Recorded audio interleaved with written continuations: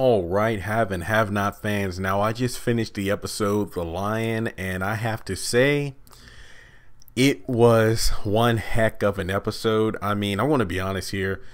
The negative part first, that ending, I feel like I can speak for everybody when I say I think it's time for Justin to go. I am legitimately sick of his character. It's just gone way too far. The funniest part of that scene between him and Jeffrey, I'm out there looking for an apartment for us. For us? Justin, I'm in jail. I'm just like, oh my God. But then I try not to say this, but then again, I did do a video on this about, is Jeffrey's karma from season 1 coming back to haunt him? Because remember how he acted with Wyatt, you know, when he was creeping on him and climbing in bed when he was asleep. And again, this was season 1 where we knew he was gay as the audience, but Wyatt didn't know. And this was when he was his rehab counselor. So he was with Wyatt everywhere he went, even to the bathroom. Wow. Basically, I mean, I remember in one scene, I think in season 1, when Wyatt was reaching the end of his tenure in rehab, Jeffrey even hinted at, hey, you know what? You're doing well. I'm proud of you. And you can move out of your parents' house and get an apartment. And a two-room. Yeah, good idea. I can invite Laura. I can live with her. Good idea, Jeffrey. No, so you can stay with me. I mean, we can stay together. No. So, yeah. I can't wait until next week where him and Wyatt get into a fight, because I do believe that Jim is going to show up to help out. So I think Justin had a freaking crowbar. Did he have a crowbar? Yeah, he had a crowbar in the preview. So with that being said, I really don't want to talk about the end that much, because that was really the slow point of the episode for me. And again, I feel like Justin just needs to go. And the other part of the episode that was kind of, it wasn't slow, it was setting up more characters, but at the same time, it's just like, really? And that's when Candace called Gia to her hotel room to pretty much become her new pimp. And guys, I mean, it wasn't my least favorite scene. That award still goes towards Justin and Jeffrey, but this scene is literally just a cry for help. It's exactly what I predicted. Candace pretty much, in her grief and her reaction to Hannah's story, she's pretty much just going to bury herself in her own addiction. She and Wyatt are one and the same. Wyatt drowns his sorrows in drugs and alcohol. Candace does the same, but she drowns it out in like prostitution, blackmail, scheming. Pretty much that's her addiction. So really there isn't much to say there, except for the fact that Gia now has Candace's number, Erica's number, is going to link up with Rocky at the bar in the hotel. So pretty much we know that Gia is probably going to be around for a little while, and it might be Gia that's indeed the same girl that's on top of Jim Cryer in the next couple of episodes here when Catherine walks in the room to see those two together. That might be the case. I mean, it really is sad. I mean, literally, there's no other word to describe Candace but sad. It really is. It's like Benny was suggesting that Hannah goes to counseling. Candace needs to do the same, because pretty much her prostitution ring is pretty much her way of coping with her, you know, loss of her son, then finding out her origin story. It was just, it's sad. I really have nothing else to say except for the fact that it's sad. All right, now moving on here, and I'm just kind of jumping around because I'm saving the best for last, which was the opening of the episode. We also have David at the at the county jail. You know what's is kind of funny in a way? Remember back in like the first couple of seasons, Jim Cryer and David Harrington, like they made things happen. Like, you know, if they wanted somebody, you know, to come down to see them, or they wanted to see somebody, all it took was one phone call or one name drop, and then boom, they're in. Now it's just like they're on the outside looking in. It reminds me of when, again, irony when you look back at season 1. Remember when Benny was in jail for being falsely arrested, when it should have been Candace, when David had the drugs planted in Candace's car? And, you know, Hannah was trying to find a lawyer or somebody to help her get Benny out of jail. And she waited like all morning in the courthouse waiting for David to come out so she can ask him for help. Now you have David waiting at the Dern jailhouse all night and still can't get in touch with the DA. So again, this just shows you how the tables have turned. And Peter Parros said in that interview before the season started, this season is all about power shifting. And definitely, you look back at the first couple of seasons to now, you definitely see that the people who were once on top literally are at rock bottom right now, essentially. And let's see here. Okay, so we do have, where he called up Catherine for assistance. So that's probably going to roll into the next couple of episodes where he might be able to finally see Jeffrey, assuming he isn't, bloodied up or anything. But I doubt it, because in one of the future episode previews, we see Wyatt is down at the jailhouse giving giving Jeffrey a hug in the interrogation room, and Justin walks in pissed. So maybe they'll get in a 2-on-1 fight. We'll have to see. Then we have Jim. I'm not going to lie, this Sarah, wow, she looks really good. I saw in the episode preview, she's wearing like black dress. She has different hair. I liked her better in like the pink dress she has on now as opposed to what she has in the next episode. That's just my personal opinion. And plus, I've had some girls I've liked who are named Sarah in the past, so maybe I'm a bit biased. But either way, it looks like, her and Jim definitely have a history. And Jim Cryer being Jim Cryer, I don't know if him and Sarah will have anything going on, considering we'll know that Jim's going to be with Gia in a future episode. But again, we'll just have to wait and see. Now, also, let's see. I'm just looking through some notes. I jotted down here. The phone call with Benny and Veronica. That clip we got on the Haves and Have Not Facebook page was really everything we got in the episode. So much that Veronica wants to sincerely thank Benny in person. I feel like that scene's going to pay off in the next episode where Mitch tells Benny, that way that chick was looking at you, she's in love with you. And Mitch says the correct thing we've all been thinking, why not ask Veronica for the money instead of the Malones? True, when you look at the Malones and Veronica, getting the money for the tow truck from them are both bad ideas. However, at least on the Veronica front, it's like, well, I did save your life, so this truck will be a good repayment. So even if Veronica gets pissed off, it wouldn't be like, she can most likely take the truck back if she wanted to, but at the end of the day, he did save her life. Now, let's see, moving on. Melissa wasn't in this episode, but the next one, oh my gosh, she looks fine. But let's see here.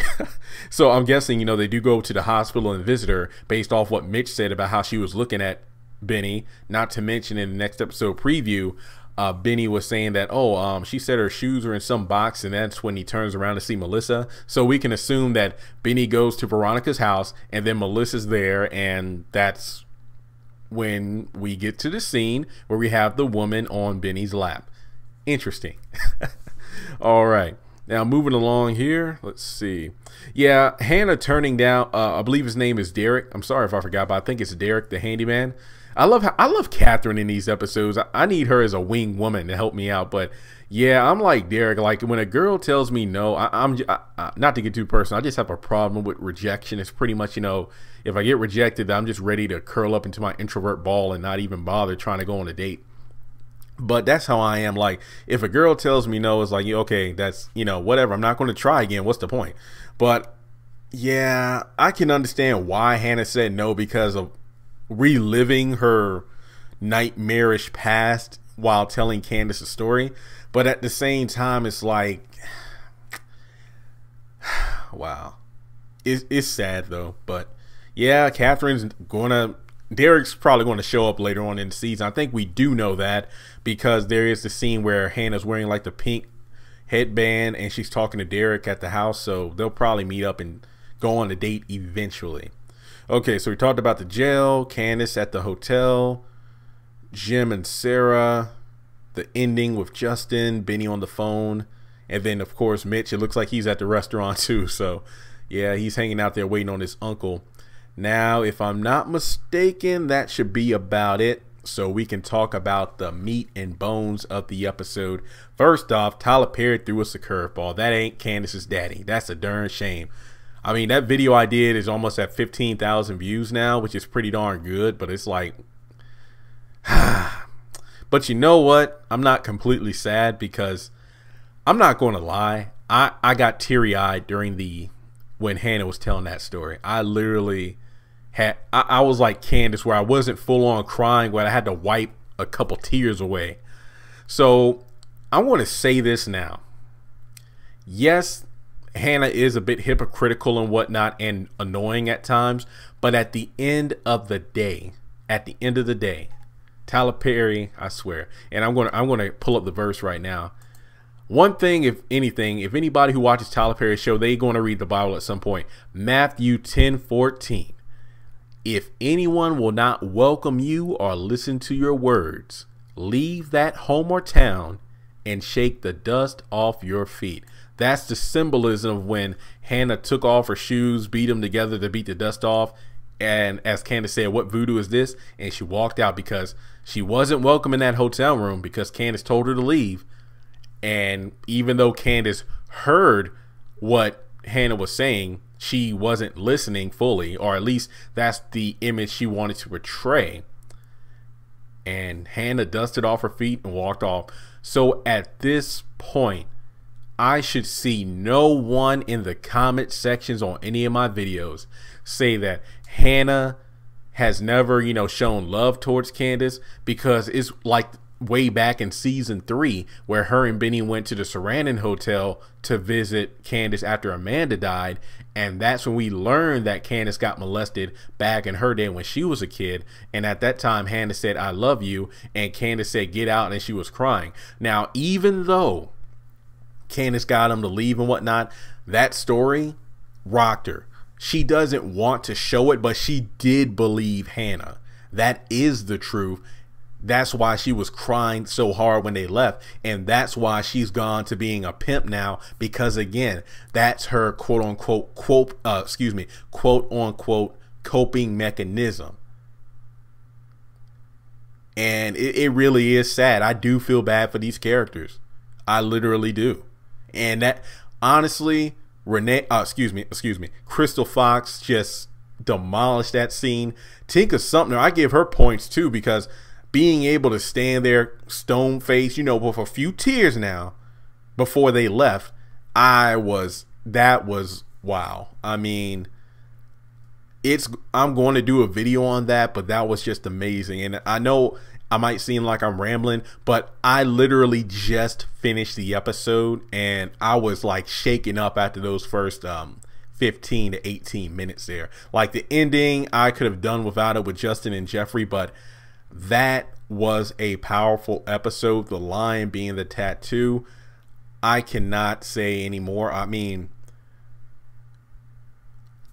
literally, I'm speechless. I'm not just doing this to mumble on, but the fact that we know now about Candace's origin, pretty much that Hannah never really whored herself out like Candace. Again, it just shows that because of her first sexual experience with a man, a rapist, Hannah didn't know what to look for in other men. That's why she was pretty much going from one man to the next, and unfortunately that's what led to the one man that raped or molested Candace when she was young. And then we move on to the future where she found God, and ironically enough, you know, Candace was the reason that Hannah found God. I mean, it just goes to show that there is a bit of God in everything that you do. I mean, the fact she got raped and got pregnant, that's what set Hannah on the straight and narrow. But that's the ironic part, because she said she was a wild kind of girl partying with her friends, but it wasn't like, you know, a whore party or anything like that. It's just like a teenager out drinking, having fun, and then unfortunately got into that situation. So yeah, that's an entirely new video in itself. I don't want to keep rambling on, because I know people in the comments talk about that sometimes, but I am literally shaken by that episode. Like, the opening was just so powerful. I still say that the scene between Candace, Hannah at the funeral home is probably my favorite scene of the series. I feel like that scene, this scene, you know, Hannah talking about how she got raped, and then Hannah's reaction to Quincy Jr. dying, are some of the most powerful scenes in the series. So I want to cut this video short, and guys, please subscribe, because there are so many videos I need to do before next week, especially one about this episode. This was just some powerful stuff. So as always, subscribe. Let me know your thoughts. I really want to get your thoughts on the episode itself. Really, I feel like the meat and bones of the comment section are going to be in relation to Hannah and Candace. So with that being said, thanks so much for supporting the channel, guys, and I'm probably going to rewatch the beginning of that episode sometime tomorrow after I get some sleep, because that was some powerful stuff.